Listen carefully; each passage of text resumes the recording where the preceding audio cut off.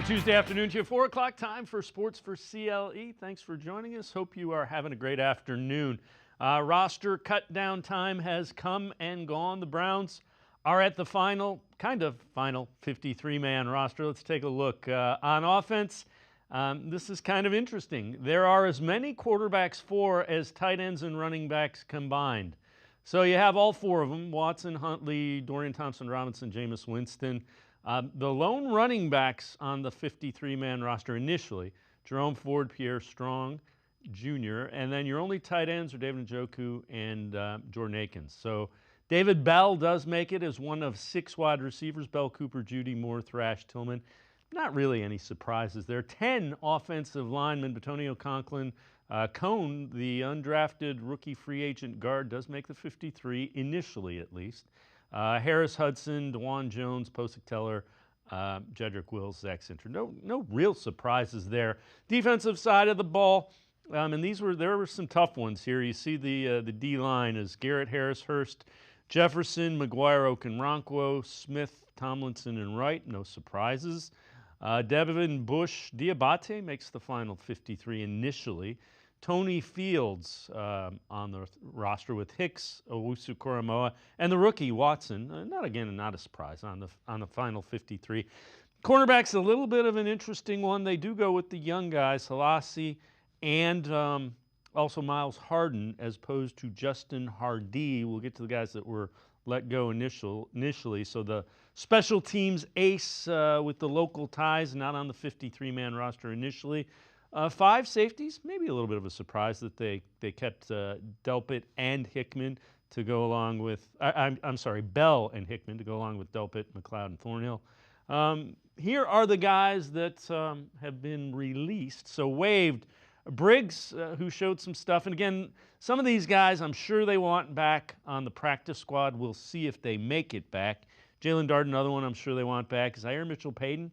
Kamara had played pretty well. Welsh, the tight end, and Michael Woods, the wide receiver. They went with David Bell on the 53. Some of this is guys you're trying to sneak through and get back in the on the practice squad. Then we move over. These are guys who contracts were terminated: Tony Brown, Dante Foreman, a surprising one; Justin Hardy, we talked about; Jermaine Ifedi, another one; and Prochet, a guy again they might want to get back on the practice squad. Let's welcome in Casey Kinnamon from the Orange and Brown Report, All Eyes on Cleveland podcast, and the Barking Browns podcast. Casey, obviously the big surprises, 4 quarterbacks. Don't think we're gonna see as many QBs as running backs and tight ends combined. Yeah, that's definitely puzzling, and it causes a chain effect here. You keep 4 quarterbacks, so someone had to drop off their roster that normally would have made it. For me, that's Deonta Foreman. So I think that you're holding on to that 4th quarterback for a reason, possibly a trade on the horizon that would open up a roster spot. So I won't be surprised if either Ford or Ifedi were to be brought back, because they are vested veterans. This could have been a handshake, go wait in the parking lot for 24 hours deal, and we'll let you right back in the building. Yeah, and the players would know that more so. They can't announce it, but they can do that with, I think they're referred to as vested veterans, guys that have enough time in the league. They don't have to go through the waiver process, and they would go to Foreman and tell him, hey, look, we're trying to trade one of the quarterbacks is probably, they would explain it at that level, because you want the guy to understand fully why he's not on the final 53-man roster. Yeah, it's a crazy numbers game. Like you said, though, only 2 running backs and 2 tight ends. You keeping 4 quarterbacks and 4 of the other positions combined. There's definitely a different tack they've taken in the past as far as the approach to the numbers game. Even defensively is kind of surprising. You went with 11 defensive backs. They've been at 10 for years. Last year it was 5 and 5. We've seen it be 6 corners, 4 safeties. This year it's 6 corners, 5 safeties, and which took 1 from the defensive line, which has been at 10 in years past, and they're only at 9. So you're seeing everything kind of move around. Obviously, this is the initial 53. 24 hours will go by, waivers will process. Someone else might become available they have their eye on, or vice versa. You might see some of the players that the Browns are hoping to get back on their practice squad to get picked up and go to one of those other teams. Yeah, and you would assume one of those the trade for the quarterback may just not work out, and you may see one of those quarterbacks flipped out of there as well. We did this kind of with an eye before we saw there were only 2 tight ends and 2 running backs. So these are running backs that have been released by other teams prior to the last final minutes. We didn't update this after 3:45, so this was as of like 20 minutes ago. Salvon Ahmed from the Dolphins had been productive. Isaiah Spiller, kind of a dual threat guy. James Robinson is an intriguing one. Boston Scott from Philadelphia has been productive. Matt Breida, Mike Boone, and then we know the Browns were kind of interested in Frank Gore Jr. The Bills released him. Of those guys, anybody jump out as somebody that would make sense for the Browns to be looking at there, Casey? None of them more than Deonta Foreman. I look at Matt Breida, James Robinson. Those are probably the 2 that I would look at of that group. And if they had serious interest in Frank Gore Jr. during the draft process and during him being a UDFA, so you could think they might have an evaluation on him that would lend them to believe he could fulfill a role. But I just look at that list, and I'm not, obviously overwhelmed by any of them. I would still lean Deonta Foreman out of that group. All right. Here are a look at some of the tight ends. Same deal. We compiled these about 3:45. So C.J. Uzomah from the Eagles, E.J. Jenkins also from the Eagles. Stephen Carlson was here with the Bears. Jody Fortson from the Dolphins. Irv Smith Jr. And Donald Parham, really good receiving tight end. Blocking, interesting to note, we had Peyton Hendershot from the Cowboys on that list, but shortly after we put him on it, they traded him to the Chiefs for a 7th-round pick. Any of those guys intrigue you? It just depends on how they want to configure the roster. I see this team content with only having 2 tight ends on the active roster, which would make sense if you can get a player like Zaire Mitchell-Payton to the practice squad. He could be a guy that you see get called up when they feel like they need that 3rd tight end. But there's definitely upgrades on there if you want to roster 3 tight ends. C.J. Uzomah, Irv Smith, Donald Parham. I think those are all excellent additions and they could probably even vie for tight end 2 on this team. To be honest with you, it just depends on how you want to configure the team. If they're content with just 2 tight ends with different skill sets, obviously Njoku's an overall tight end can do everything. Akins is more of the guy that you want to flex out, get in the passing game. But like someone like Uzomah, I think that he can do everything that a inline tight end can do and kind of give you the extra stuff. So if they want to roster 3 tight ends, there's 3 candidates on that list I'd be okay with. I seem to think that they're okay with only 2 on the active and try to get someone on their practice squad that they feel they can elevate. And for me, that would be ZMP. All right. So here's a look at some of the tackles that have become available.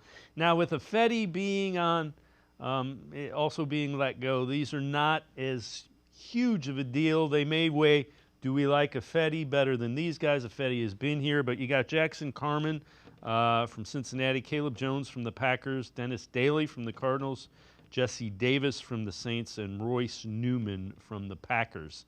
Any of those guys pique your interest, or you think Ifedi makes more sense? Pretty bleak, right? That's not and you wonder if it would be different if Callahan were still here. Maybe you take a swing on a Jackson Cole. Someone with a high ceiling. They weren't able to get him there in Cincinnati. Maybe you feel like you could develop him, but the Ifedi one, the reason it didn't make sense, I get you want Javian Cohen. They were obviously on him, and for me, he was the last guy in that room. Ifedi has inside-outside versatility, and he's a veteran. So for me, he would check more boxes. But they must be content with the health of their tackles. They must be very convinced they're getting some guys back to let Ifedi go. So I'm going to side with them and pass on those prospects. So one of the guys that was not on the cut, contract terminated, waived, or roster, 2nd-round pick Michael Hall Jr. As expected, he was placed on the NFL Commissioner's exempt list, so he doesn't count against the roster. The good news is he's not counting against the 53. The bad news is he's probably looking at some games missed when there is a resolution to the domestic violence charges against him. Yeah. From a player prospect perspective, it's just him as an individual, to come into the league and have this kind of happen right away. This is not good for his personal or his professional career. But if you look at the Browns just from a pure football perspective, you were kind of insulated at that position, being able to, Maurice Hurst can do that same kind of role. So to be able just to slide in there, not really hurting for needing Michael Hall right away. But I think we can all agree he's the biggest swing that this front office has taken at that specific position. So you were hoping to get that type of play, and because you've seen them get guys in and have to move on from them. You're hoping that they land one that they could move forward with, and just very unfortunate for Hall that he's starting his career off this way. And I'm hoping he's able to rebound. All right, before we go to break, this is an interesting question. It's from Dogs by Nature. Which Brown starter returning for injury do you think makes the biggest impact week one? They go Jack Conklin, Jedrick Wills, Dalvin Tomlinson, or Greg Newsome. Well, let's break it apart real quick. If I just look at what they each do, I don't think that getting Conklin or Wills back, even if they were at 100% and you're sending one out at left tackle, does it really change your game plan against the Cowboys and Micah Parsons? You're still going to have to chip. Running backs and tight ends are going to play a large role. You're still going to move the pocket away from them. So I don't think that it's really changes your game plan up that much, even if they are healthy, depending on which one you want to consider there. Greg Newsome coming back from a hamstring surgery, which they don't make non-invasive hamstring surgeries. He had some part of his hamstring off the bone. To get him back, I am very surprised he's already back. I don't know what kind of workload you're going to give him week one against CeeDee Lamb, who plays most of his reps out of the slot. And if you think about the nature of a slot cornerback, when you're on the outside, like the boundary is your teammate. When you're in the slot, the whole field's available to the wide receiver. You have to be very reactive the horizontally. I don't see him getting huge workload. So I'll go Dalvin Tomlinson because he changes the way you play your defensive line. He changed the skill that he possesses with his size and frame to be able to go in there and play that A gap, one tech, two high. Like I honestly think that is more impactful for you week one because it'll kind of ease the tension on the defensive line room and allow those other guys to rotate and hunt and allow you to stop the run much better with Dalvin Tomlinson. So for week one, that's who I would go with. Yeah, and keep in mind the running back, the RB1 right now is Ezekiel Elliott. So, all right, I'm liking that. That's not a bad thing. Casey Kinnamon and I are going to step aside, take a quick time out. Other side of the break, what does Mina Kimes from ESPN think the Browns need to figure out scheme-wise on offense? Straight ahead on Sports4CLE. Stay with us. Cash, moolah, greenbacks, dough, Skrilla, chips, bread, and mo. 2, 5, 10, and 20. 30 big ones, games aplenty. Cheddar, butter, loot, and scratch. Find the letters, make a match, cause there's many words for cash, no doubt, and many ways to play a cash word. Check 'em out. Cash word from Ohio, lottery. It's game time, yo. Cash word, it's fun to go with millions and prizes, don't you know?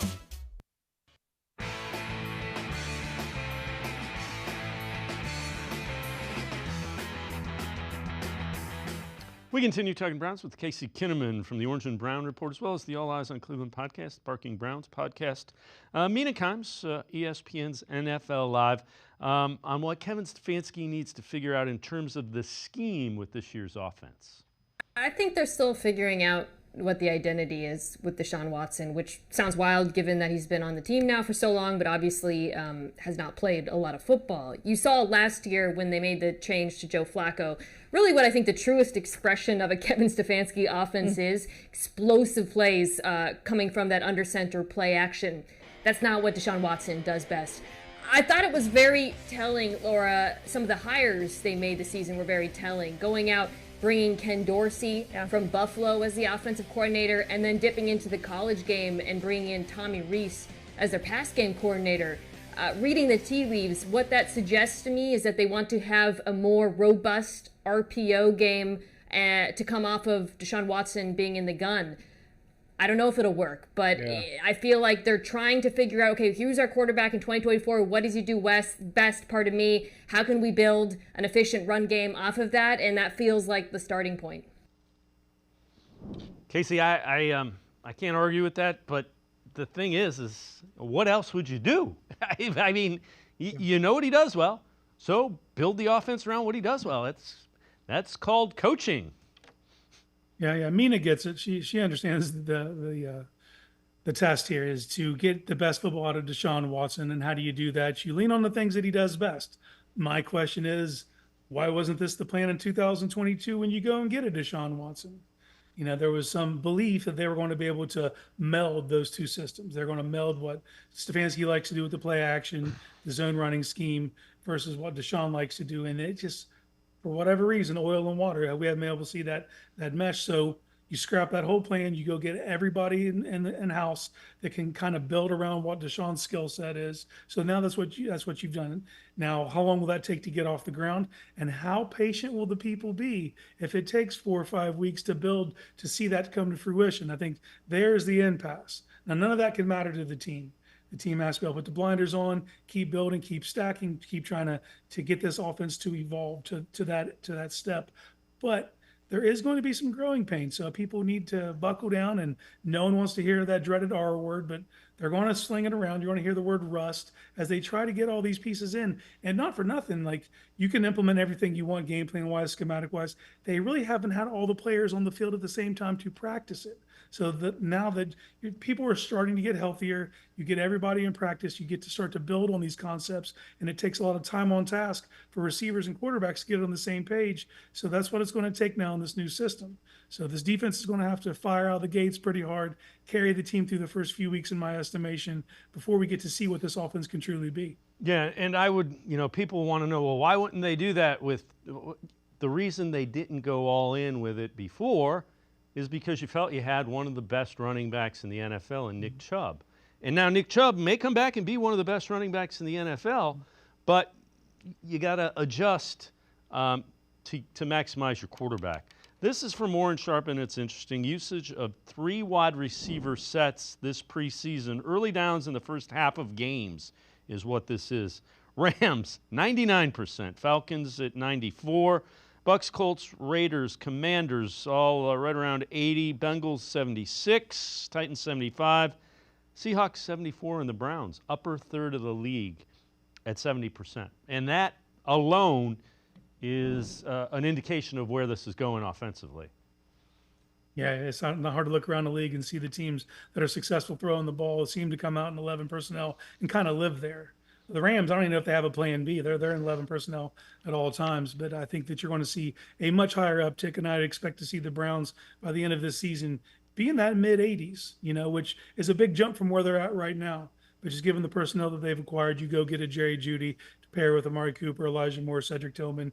You kind of see a versatile wide receiver group that all kinds of does a little different things, and you can kind of mesh their skills together so where you can live in 11 personnel with David Njoku and your tailback of choice. So I think that is definitely is where this is trending. I don't think they'll get to that 90 area. I think that's a bridge too far right away. This time next year, maybe that's a different conversation. All right, this is from CBS Sports. 3 deals trade deals that could make sense, and one of them involves the Browns. They have the Texans running back Dameon Pierce coming to the Browns. Cam Akers was a shifty revelation for the Texans this preseason, suggesting he's well suited to be Joe Mixon's top counterpart. Pierce may be more valuable in Cleveland. Stefanski's squad could use a tough-nosed ball carrier to ease the burden for a beleaguered offensive line, even with Jerome Ford already in tow. Yeah, I guess. But I kind of view Pierce as like Deontay Foreman, who's all they got to do is bring him back. Yeah, Deontay, he is younger. I think that would be the plus going for him. Yeah. But it's going to take – if he had been on that initial list that we looked at earlier, I might have leaned with the Dameon Pierce. He is a punishing back, but you do have to ask some questions. He came out of the gate strong as a rookie and definitely fell back in his sophomore effort. What happened there? Why was there a setback in his progression to where you allow someone like Devin Singletary to take over your job? And I'm not saying trying to besmirch Singletary, but I would view him as just a middling back. So I would be interested in Pierce, but I need to know the details why there was such a drop off in his play from his first year to his second year. All right, so this is from ESPN.com. Over 100 NFL players voted on who was the most overrated current NFL quarterback. Number 1 was Josh Allen, 11 votes. Hurts and Tua, 10 each. Justin Herbert, 9. Trevor Lawrence, 8. Deshaun Watson, 7. Kyler Murray and Brock Purdy, 6. The reason I chuckle at Watson being 7, are they missing something? Everybody's ranking him in the bottom third of the league. How can he be overrated when he's ranked low? Both things can't be true at the same time, can they, Dave? He's the most overrated bottom 10 quarterback in the league, apparently. Yeah, I think it's just an opportunity to dunk on him. So people threw him some votes. Yep. I think by proxy, you would want to be considered a top tier quarterback to be overrated. You know why Josh Allen got 11 votes? I think he has the best odds for MVP this year. So he would, if he want to be considered him overrated, he's in that sector. Justin Herbert as well, someone I consider to be one of the most talented quarterbacks in the league to get those votes. But for Deshaun to get those votes, while people are simultaneously at the same time saying he's the 24th best quarterback in the league, if they're considered that overrating him, that's something for me. Yeah, that's why I was laughing when I'm reading it. The players clearly haven't seen the ratings that we have. All right. Bold prediction for every NFL team in 2024 from Sports Not Browns. Deshaun Watson finishes top 5 MVP candidate. At his best, Deshaun Watson looked like a surefire MVP finalist with the Texans. That same version has yet to arrive in Cleveland, but he still has the same skill set. Casey, if he does have the same skill set, and we're not sure, I believe he does, if he shows up here, it's going to be one hell of a football season in Cleveland. Yeah, just based on the cards being stacked against him from national perception, the stats he would have to put up to be in this MVP conversation, just the conversation, not the MVP. For Deshaun Watson to win the MVP, he's going to have to throw for 57 touchdowns and 5,500 yards, and the team's going to have to go 14-3. That's just the reality of the situation, because the MVP award has basically become what quarterback is leading the team with the best record in the regular season. That's where we're at now. So those are the parameters. But if he's able to break the Cleveland Browns single season touchdown record and throw 35 touchdowns, throw for 4,200 yards, and the team's successful, 12 wins, say, probably he might get in that bottom of that conversation. But it's going to take a gargantuan effort for people to actually give him credit and put him amongst those players that are considered up for MVP. Casey Kinnamon from the Orange and Brown Report, as well as the All Eyes on Cleveland podcast and Barking Browns podcast, and I. Going to step aside, take a quick time out. Other side of the break, we'll talk some defense for the Browns. Sports4CLE, I'll be right back. Stay with us. Come back to go forward. Back to learning new things. Back to pursuing your dreams. Tri-C has flexible learning options to fit your life. And every year, more than 1,000 local companies provide Tri-C students with real-world learning. The right education can boost your lifetime earning power by hundreds of thousands of dollars. Start now with a college education you can afford. Tri-C, where futures begin.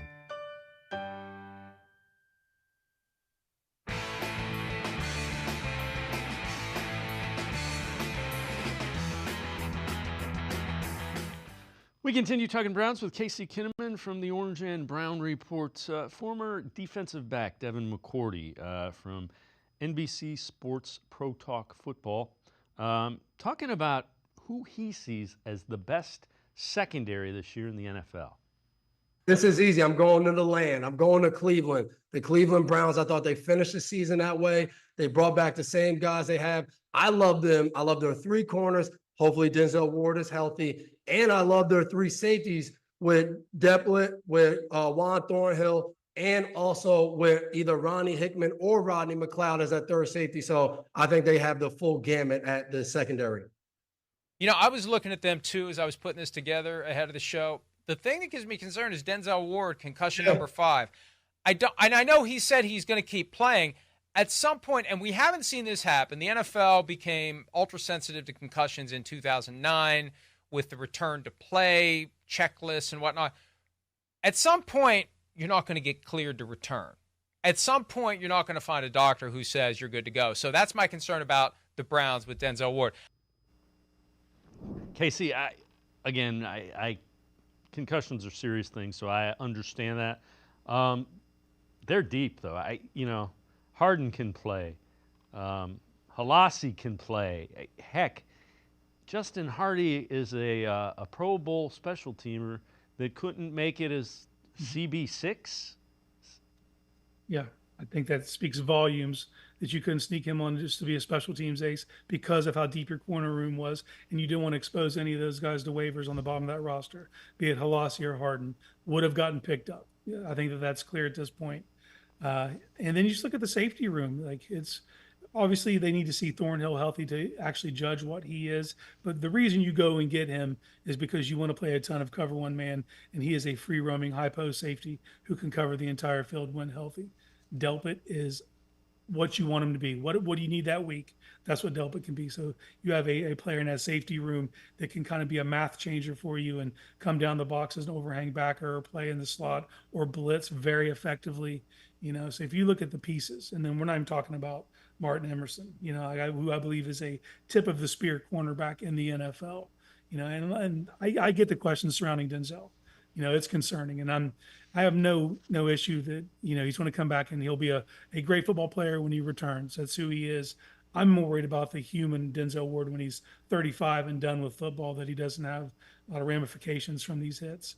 And it is concerning to me that his last concussion came while wearing a Guardian cap on a very innocuous play where he was just going to the ground, which is something you're not going to be able to avoid, So I get the concern there, but if we're talking about a skill set perspective, and then you team it with the fact that you're led by a very aggressive defensive coordinator who leans into your skill set, you got to think that this is the best defensive back group in the NFL.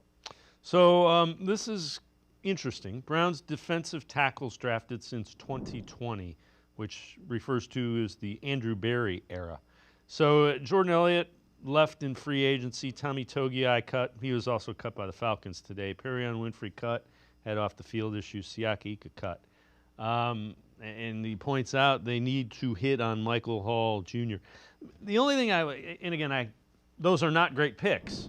But when you're drafting in the third round, like they are, you're drafting a unique trait or skill, not an all-around guy. And so they've kind of missed, And when you bring in a defensive coordinator like Jim Schwartz, what you're looking for is a little different than it's been in the past. Now, the Ika one makes no sense at all because Schwartz was here and he just, for whatever reason, that it never took. Yeah, and he was the one pounding the table for him, so that's the reason I gave it grace, because I had to write the reaction article when they drafted Ika, and I was not high on the pick. I didn't get the fit, but then you hear Schwartz was into it. It's like, okay, well, that man knows way more about football than I do. Give him the benefit of the doubt, but we just saw a huge failure to launch, and even throughout this preseason, it was very evident on tape that it was unplayable. But me and you sat here for the last couple of years pounding the table. They kept taking these third, fourth round defensive tackles, and we needed them to take a higher swing. Well, last year they didn't have a first round pick. The highest swing they could have taken was a second round pick, and that's what they did. And they went complete ceiling with the pick. You go and you're betting on traits of Michael Hall. So they need Michael Hall to hit. This is the first, and it's a top 2-round pick at the position.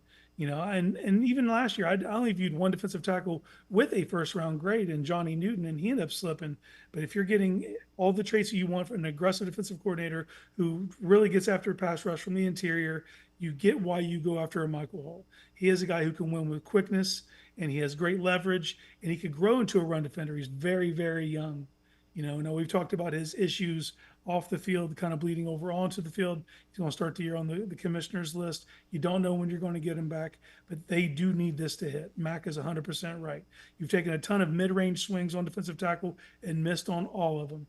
At some point, you have to hit, and this was the highest swing. So if you're going to connect, now's the time. Yeah, and you could say there's a similar thing with the wide receivers, and they've been able to offset it by going out and making some good trades to acquire top-line wide receivers.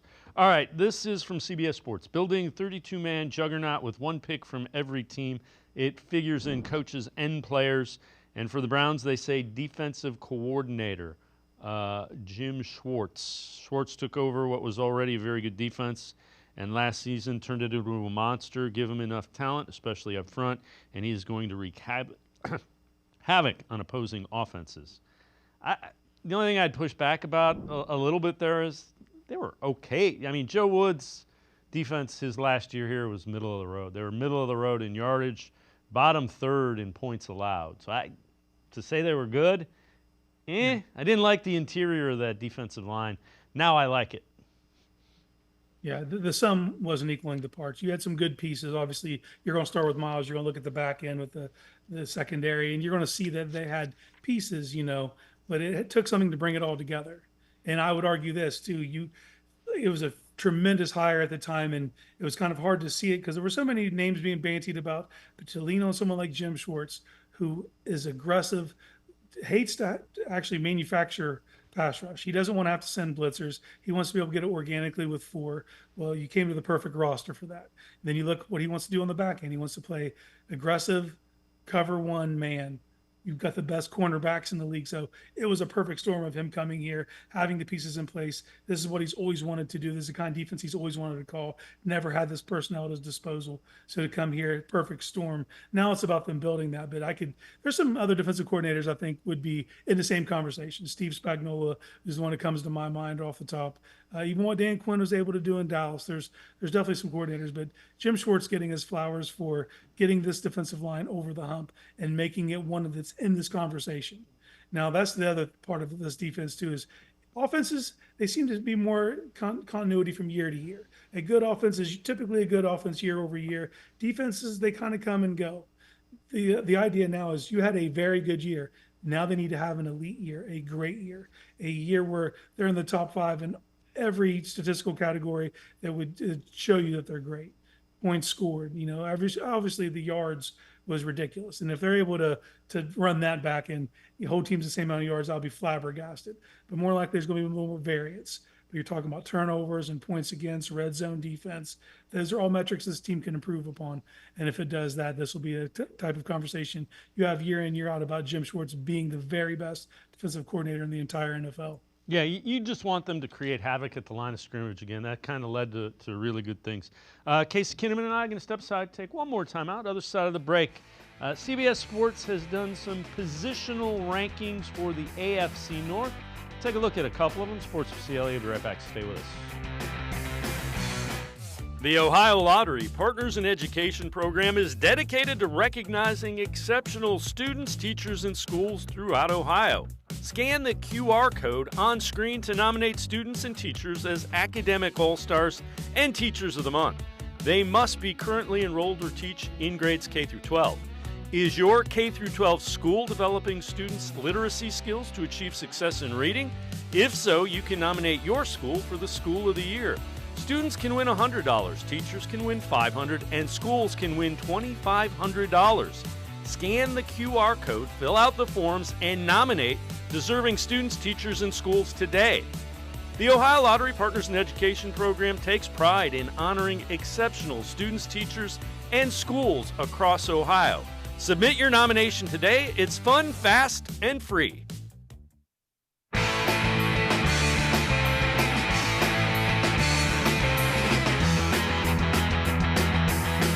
We continue talking Browns on Sports4CLE with Casey Kinnamon from the Orange and Brown Report, as well as the All Eyes on Cleveland podcast, Sparking Browns podcast.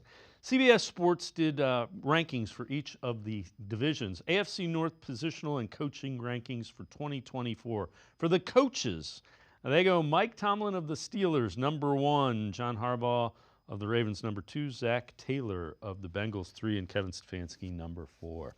Rationale, my criteria was simple. When ranking the AFC North coaches, Super Bowls won, AFC titles won, divisions won, and playoff appearance. Stefanski has 1 playoff win in his 4 years in Cleveland. It was against Tomlin's Steelers in 2020.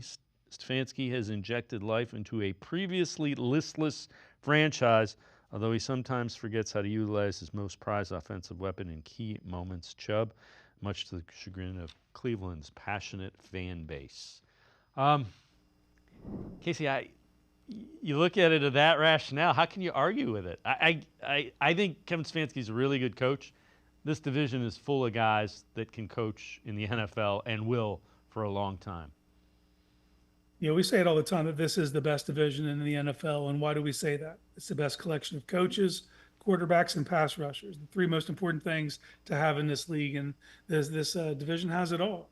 I don't get the saying that this list is for 2024 and then basing it solely upon those metrics, because it would, once you go with recency, who's won recent, who's been more successful recently for 2024. Because I can't argue that Stefanski had a better career than Tomlin or Harbaugh.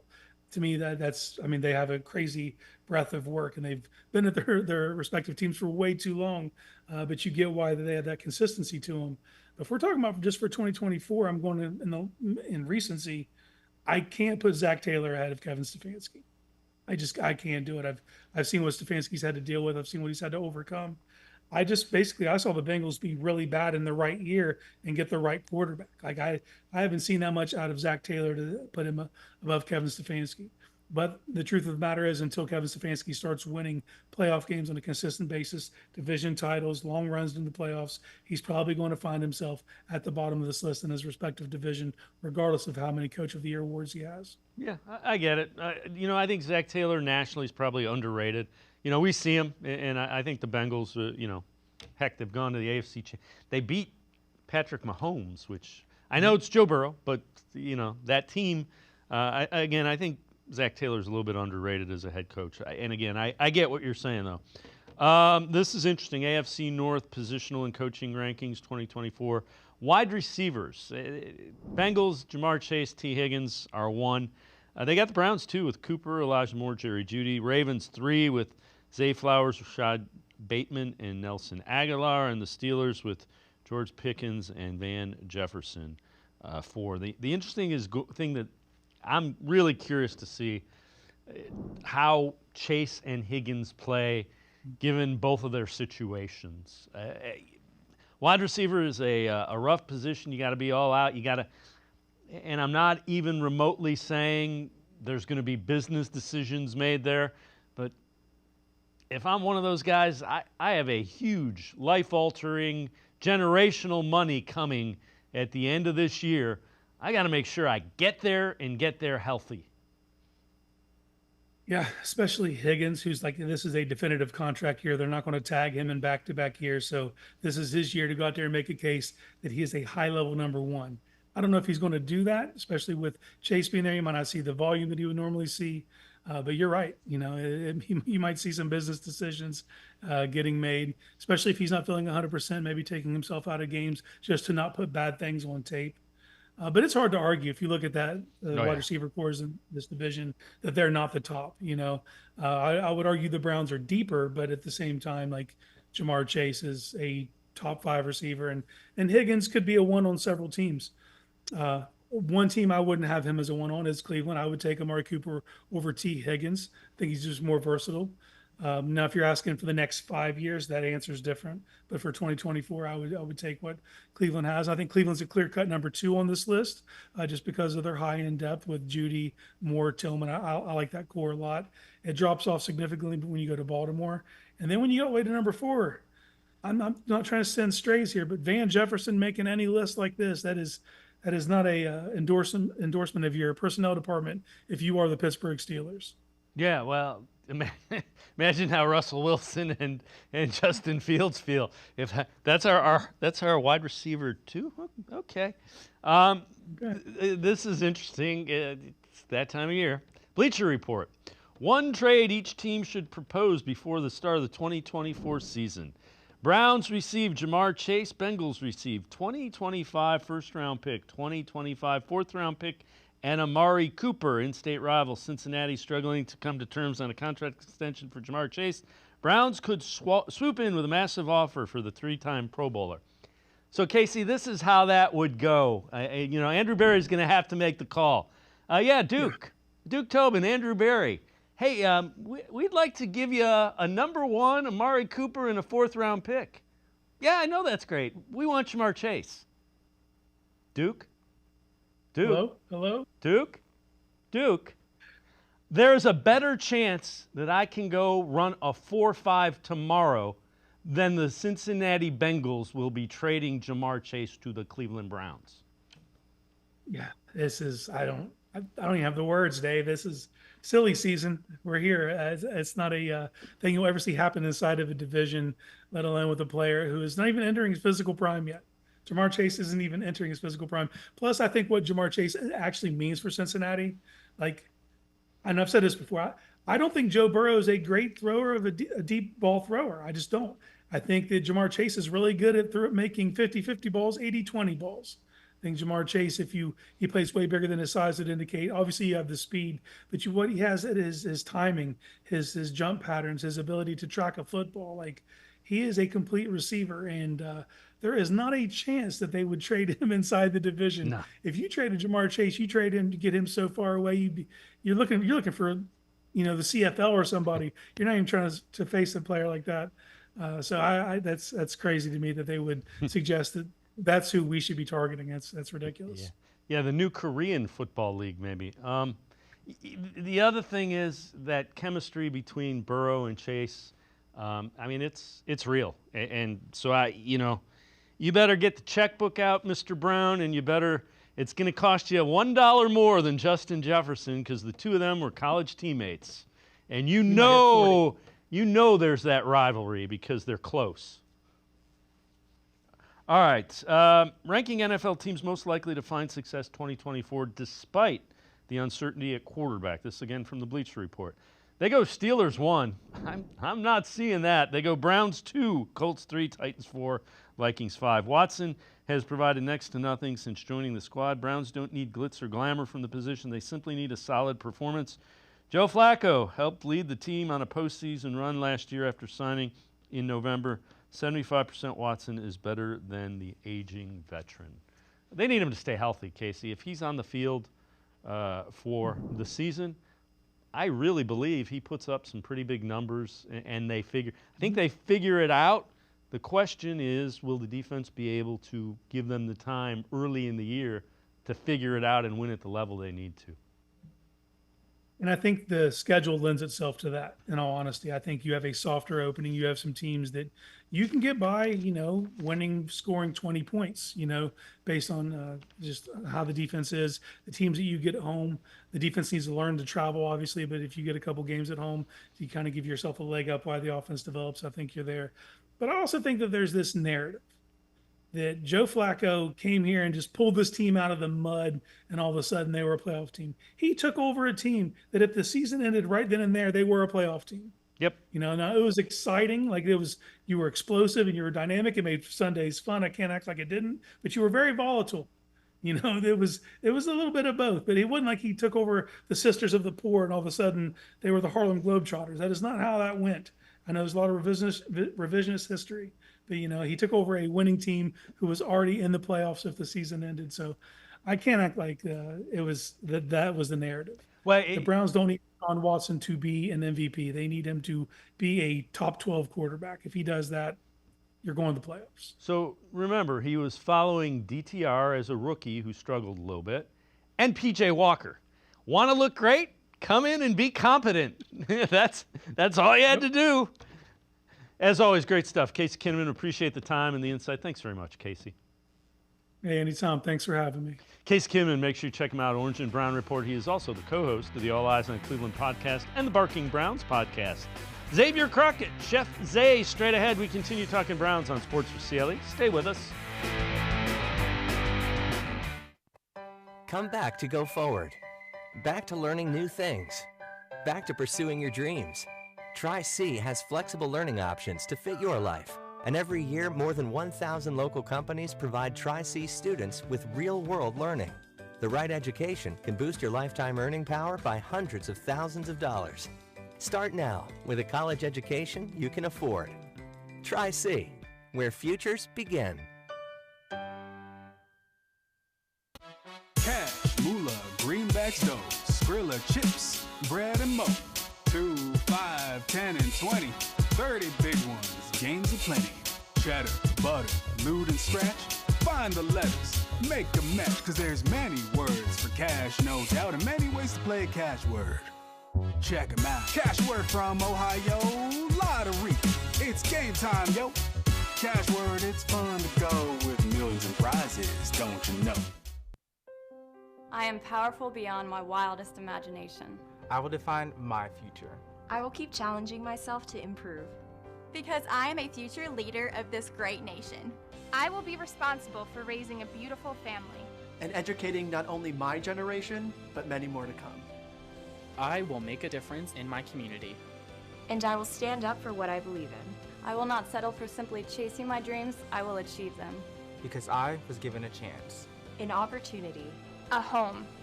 At Family, Career, and Community Leaders of America.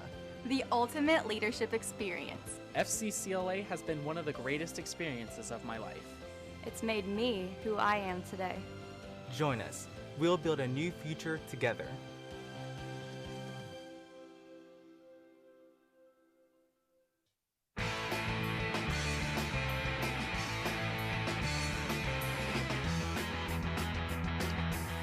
We continue talking Browns on Sports4CLE. Browns were working out in Berea. Some news from the Browns.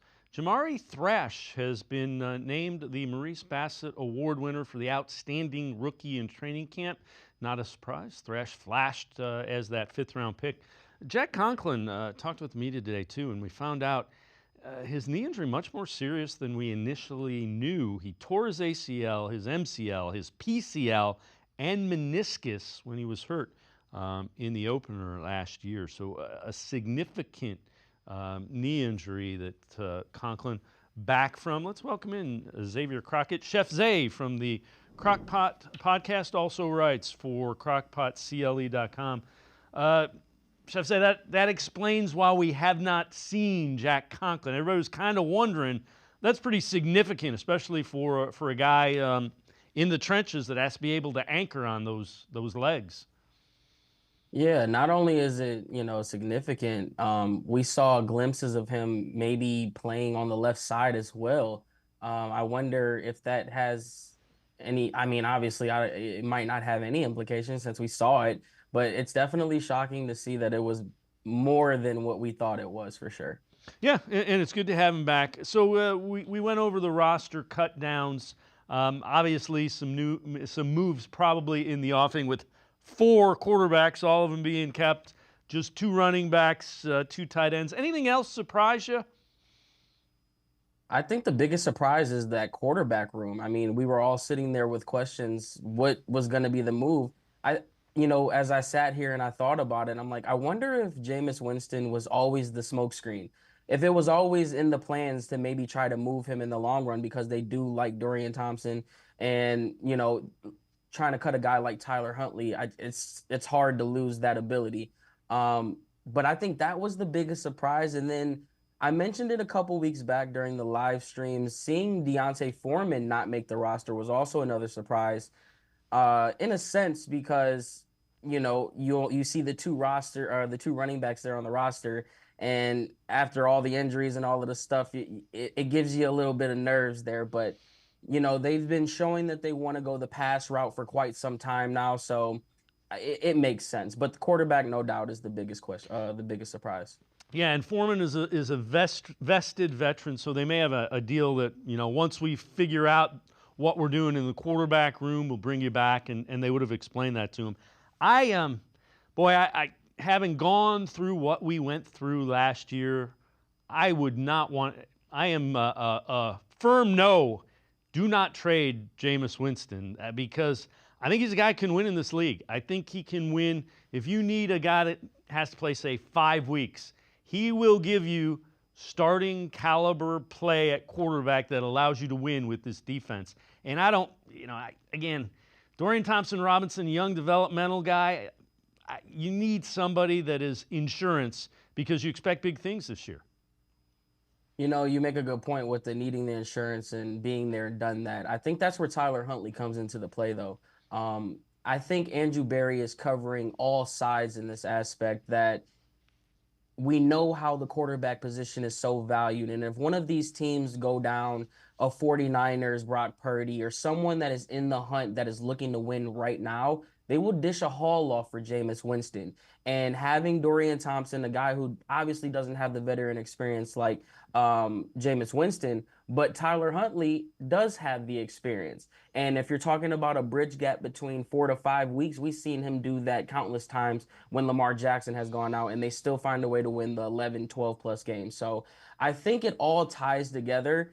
And I'm all in for what Andrew Berry decides to do, and I know he's just waiting for the perfect time to potentially dish off one of these guys.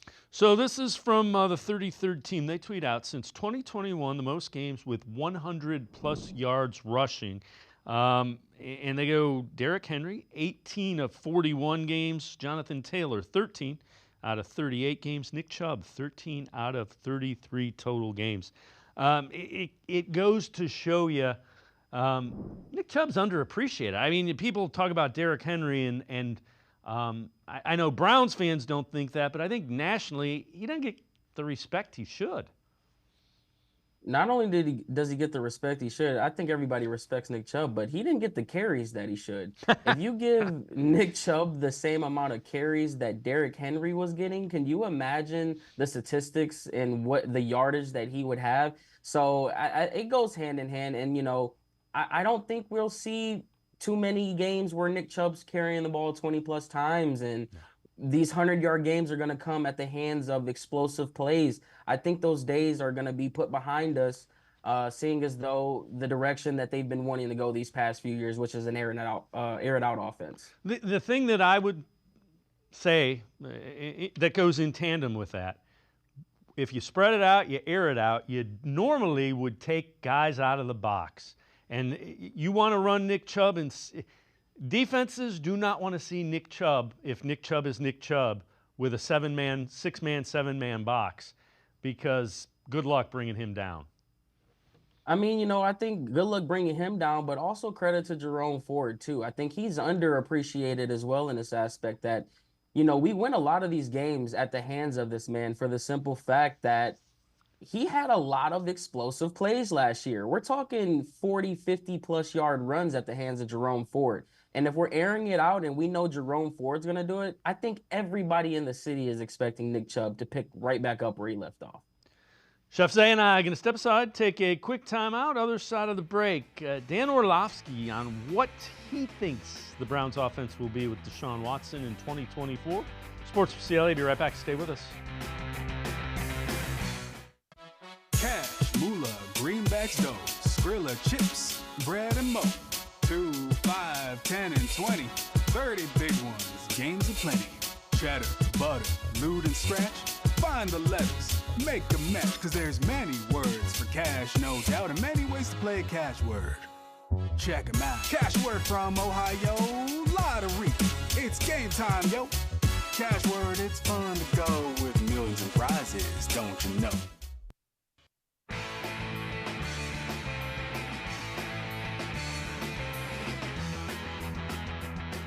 We continue talking Browns with Chef Zay from the CrocPot Podcast, as well as CrocPotCLE.com. This is interesting. Adam Schefter tweets out, these are some 49ers roster moves and a couple of familiar names on there. Chris Hubbard, who was the Browns' swing tackle a few years back, released. They also released tight end Logan Thomas. So, again, just a couple of guys to keep an eye on. And Chef Zay, I think those two are names to just they're interesting because you got two tight ends, and Chris Hubbard was pretty good when called upon here for the Browns.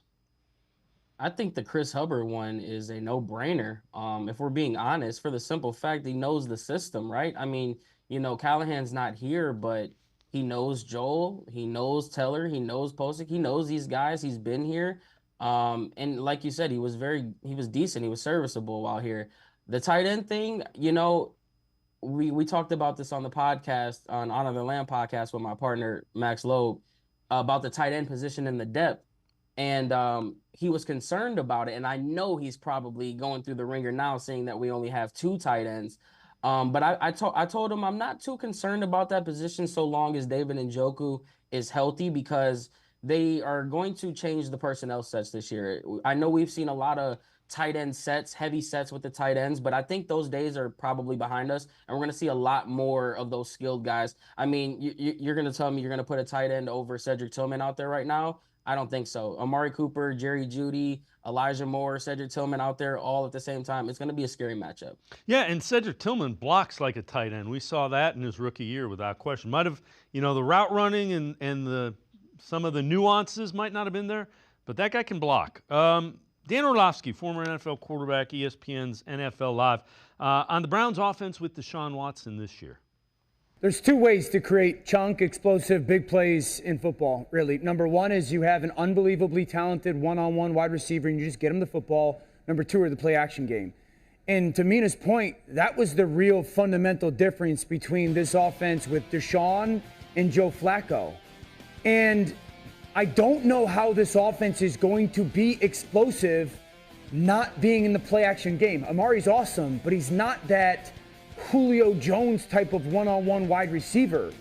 And if you go back to last year and rewatch some of the games, the Tennessee game that Deshaun played solid in, the Arizona game that Deshaun played solid in, there still isn't a high level of play-action pass success. It is a little bit more of maybe a broken play here or a dink and dunk offense there and quick passing game. And so we get asked all the time, like, what do we expect? Mm-hmm. It's the only team in the league that it's really hard to say anything, definitively. I don't know who they're going to be scheme-wise, and I just don't know who Deshaun is as a player, let alone in whatever scheme they're going to deploy.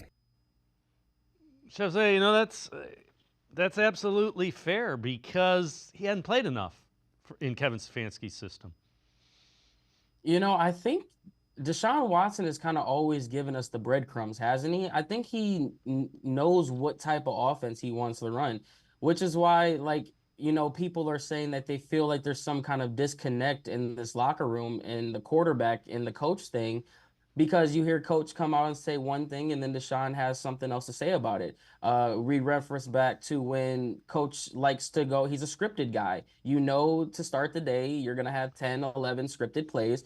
And then Deshaun Watson comes out in his podcast with Quincy Avery and goes, I don't like to do that. I like to just go out there and play and let the game flow. I think this is why Ken Dorsey was such a huge move, because I think he's going to be the one to get across what Deshaun Watson wants. He's very animated, very opinionated, and he's not going to be afraid to say what needs to be said in that aspect. So I think it's going to have to be Deshaun's way or the highway in terms of what it is. Like Orlovsky said, we don't really know what to expect, but I think Deshaun Watson knows what he wants.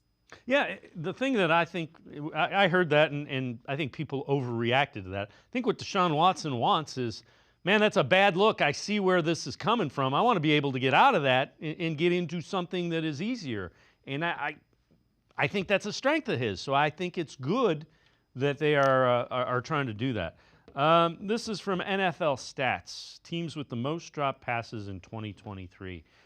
Chiefs were the number one team with 44, Browns 42, Cowboys 38, Rams 36, Lions 34. The teams with the least, Steelers with 16, 49ers with 9. Now, the thing that you need to remember relative to the Chiefs and the Browns, they were also both top 5 in passes attempted, and the Browns had 5 different quarterbacks. So that adds to the number of drops. But the reason the 49ers and Steelers were 2 of the least is they didn't throw the ball as much as everybody else. Exactly. No, yeah, and that's perfectly right. I mean, I was just going to say that's the main difference between the lists. It's like you're looking at it, the teams that were at the top with the most drop passes are the teams who aired it out the most. So, I mean, that's as expected. I expect that number to potentially increase because I see no direction where we're going to run the ball more. They're going to want to throw this thing, and they're going to want to throw it a lot, especially this year, because they have got to find out what they have in 4, because next year this is the biggest year ever, honestly, this organization's had, especially since 99. It's not even close. All right, before I let you go, this is from Pro Football Network. One surprise breakout player from every NFL team for the Browns. They say Jerry Jeudy, for his entire career, inconsistent QB play has plagued Judy's ability to reach the potential he's capable of. While the QB situation isn't perfect in Cleveland, it's a step up from what he's had on his previous teams. I'm intrigued by Jeudy, and I think he suffers a little bit nationally from, he was taken ahead of Justin Jefferson and CeeDee Lamb, and let the guy go out and play. He was not in a situation like Justin Jefferson or Lamb. I mean, it's going to be interesting to see who's going to take the throne this year because Jerry Jeudy has every tool to do it. I don't think there's tremendous pressure like everyone's out there saying. He has his contract. All he has to do is go out there and perform. You're behind a guy in Amari Cooper. I mean, you wouldn't want to be behind anybody else. It's his idol. He's looked up to him. So if he's losing targets to Amari Cooper, I'm not going to flash over to the camera and seeing Jerry Jeudy throw his helmet on the ground because he's not getting the pass. But, as far as my surprise guy, if you had to ask me, I think Jerry Jeudy's the obvious answer. But I think Cedric Tillman is primed to make a real stab at potentially being the lead guy moving forward if he could take those proper steps. Obviously we're going to come to that bridge when we have to talk Amari Cooper next year. Don't want to do it now, but I think Cedric Tillman has a very good chance to do some magic this year. He definitely has the size, and you've seen some really good things in the preseason. So let's see if he can carry it over to when it counts. Chef Zay, as always, appreciate the time and the insight. Good stuff. Thanks very much, Chef Zay. Thanks for having me. Have a good day, guys. You too, Chef Zay. Make sure you check him out. He is on the CrocPot Podcast. Also writes for CrocPotCLE.com. That's going to do it for this edition of Sports for CLE. We'll see you back here tomorrow at 4 o'clock. Have a great night, everybody. See you tomorrow at 4 on Sports for CLE.